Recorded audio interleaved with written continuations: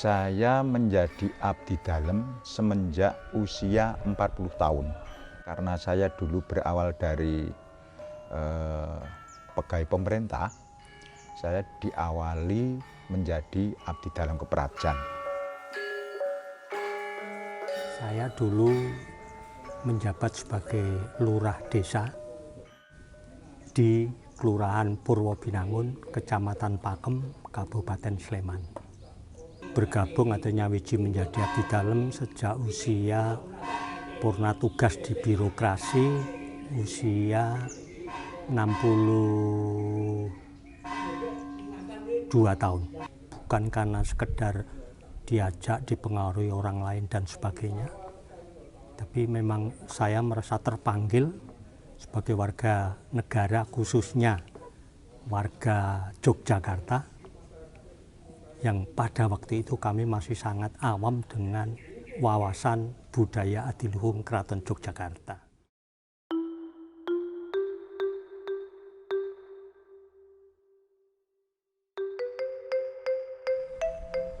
Kami melaksanakan tugas di keraton itu setiap hari. Dari jam 9 itu biasanya sampai jam 2. Tugas saya antara lain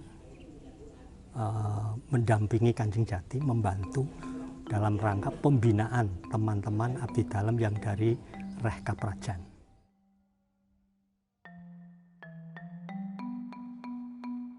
Abdi dalem itu sebetulnya adalah aparatur, ya, aparatur pemerintahan Keraton Ngayogyakarta Adiningrat.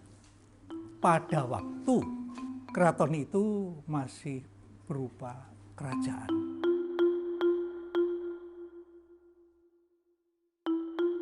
Di dalam peranatan tata rakit pemerintahan Keraton Ngayogyakarta Adiningrat dikatakan bahwa abdi dalem adalah abdining budaya Keraton Ngayogyakarta Adiningrat yang diberi tanda kekancingan, ya, sebagai abdi dalem itu.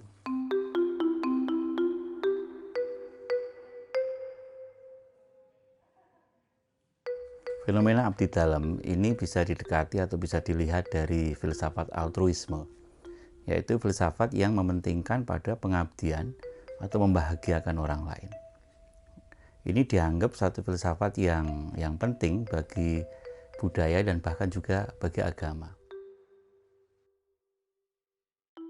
Di tengah kehidupan yang serba materialistik, di mana orang terkadang berhubungan dengan orang lain itu sifatnya transaksional, justru altruisme ini lebih menekankan kepada hubungan tanpa pamrih sedikit pun.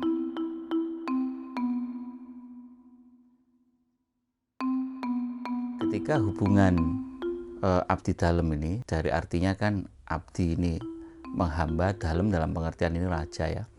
Raja di dalam beberapa budaya itu kan dianggap sebagai pengejawantahan Tuhan gitu.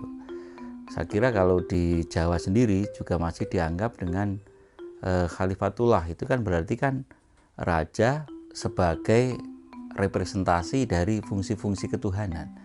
Nah, dalam konteks ini berarti kan abdi dalem itu mengabdi pada Tuhan. Tidak kemudian Tuhan menggantikan raja dalam konteks ini.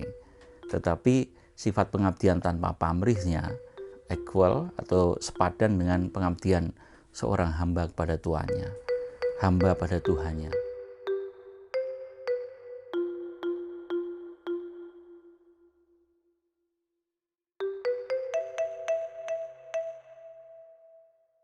Kami mendapatkan sebuah pedoman hidup, ajaran hidup. Akhirnya kita menjadi seorang yang semeleh. Semeleh itu pandai berserah diri, pandai bersyukur tentang apa yang telah kita dapatkan. Kebahagiaan, kenyamanan kita sebagai abdi dalem tidak semata-mata diukur dari nyun sewu, kebendaan, keduniawian, tapi lebih cenderung sangat tergantung kepada bagaimana kita mampu berolah rasa, bersyukur, berserah diri, berendah hati, dan sebagainya. Kalau senang boleh bersenang, tapi jangan terlalu bersenang-senang. Kalau sedih jangan terlalu menyedihkan sesuatu. Kalau iya, iya, kalau tidak lebih baik jangan mengatakan iya. Jangan membunglon sebagai seorang satrio Mataram.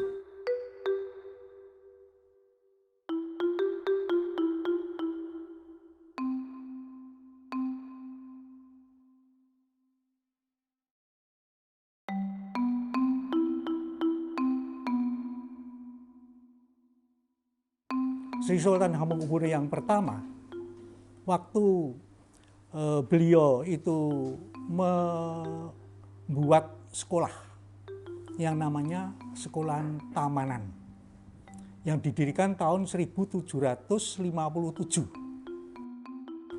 Kalau dilihat mata pelajaran yang diajarkan di situ, itu dalam rangka Sri Sultan itu membentuk watak atau karakter satria, yaitu mempunyai watak nyawiji, greget, sengguh, dan ora mingkuh. Nyawiji itu adalah menyatu, termasuk dengan yang maha kuasa dan satu dengan yang lain. Ya, hablum minallah, hablum minannasnya itu.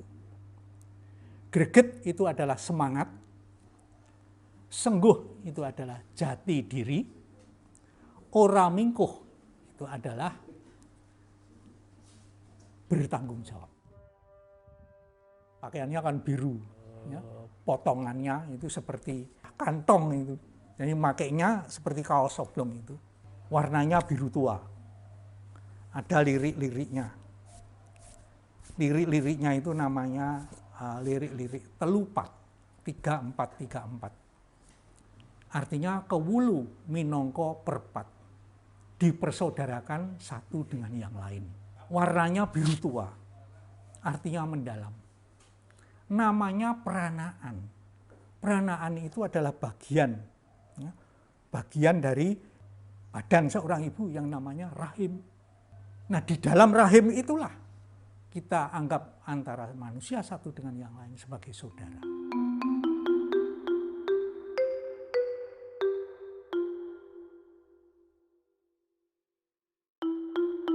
Saya orang yang hidup di luar tembok keraton, saya diperkenankan menjadi abdi dalam. Yang saya terima yang pertama tadi, bangga.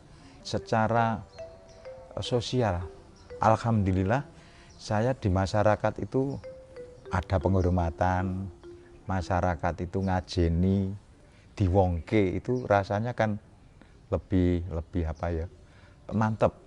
Seperti saya yang dekat dengan Sultan, itu bagikan terlindungi dari mara bahaya.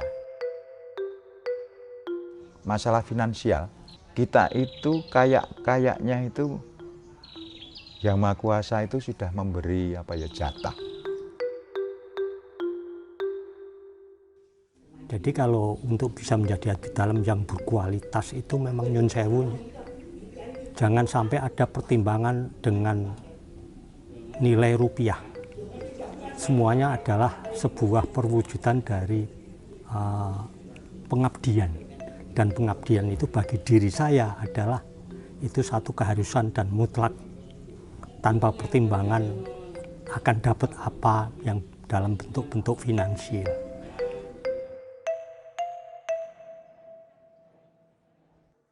Mereka dasarnya adalah menyatukan diri, ya, antara mereka sendiri dengan pimpinan-pimpinan di keraton, termasuk Ngarsodan sampeyan Kang Sinuwun. Kedekatan ini yang sangat didambakan. Memang mereka bukan gaji yang dicari, ya, tetapi ketentraman hidup dengan mengabdi kepada kerajaan pada waktu itu ada perasaan kepuasan batinnya. Malah yang abdi dalam keprajan itu sama sekali enggak ada gaji, malah mereka dalam bahasa anunya itu tombok untuk pakaian dan sebagainya itu. Justru mereka ini mempunyai kewajiban untuk tampil figur budayawan. Kok jadi abdi dalam kok tidak tahu apa-apa mengenai budaya? Nah, ini ya, justru mereka mencari. Itu yang dia cari sebetulnya.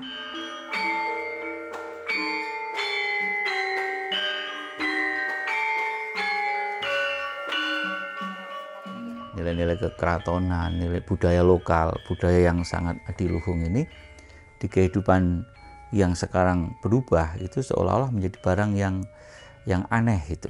Tapi sebetulnya itulah nilai kita. Orang bisa kok bahagia, bisa sukses tanpa harus kemudian memiliki memiliki harta benda yang orang lain sebut sebagai kesuksesan. Di dalam konteks agama kan pengabdian tertingginya kan tanpa pamrih. Wajarnya sebagai hamba ya begitulah perilakunya. Kalau konteks ini dibawa kepada konsep pengabdian seorang abdi dalam, betapa pengabdiannya itu memang tidak ada pamrih sama sekali, dan itu akan membawa kebahagiaan bagi pelakunya karena bisa berkorban, altruism, dan mendapatkan kebahagiaan ketika dia memberikan. Dalam bahasa yang sering kita dengar itu semacam sengsara membawa nikmat. Orang lain melihat itu sebagai kesengsaraan, orang lain melihat itu sebagai penderitaan, tapi pelakunya mendapatkan kenikmatan.